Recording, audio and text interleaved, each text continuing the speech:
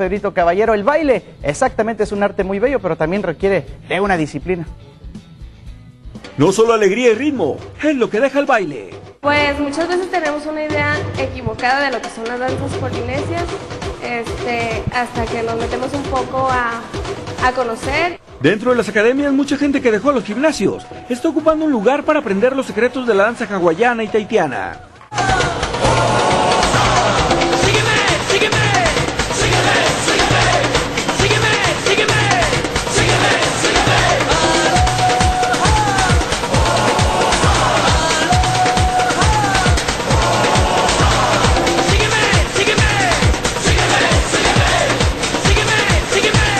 Para los maestros, sin lugar a dudas, la danza la colocan más en lo cultural.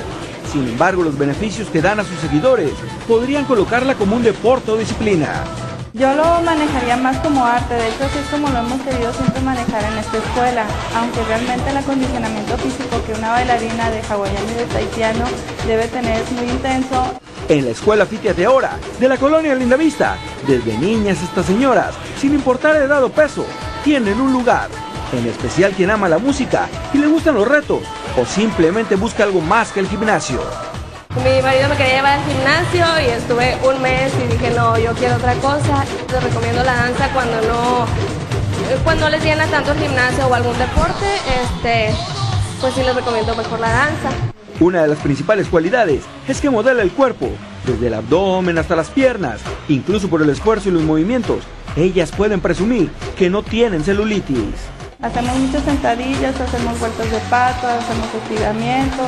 Aparte toda la clase, la técnica de baile tanto hawaiano y tahitiano es con rodillas flexionadas. Eso implica que el muslo siempre está en tensión.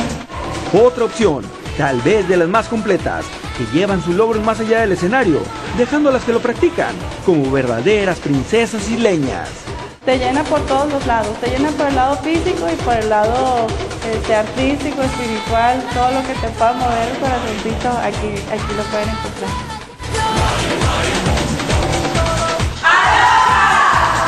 Pedro Caballero, las noticias, Televisa Monterrey.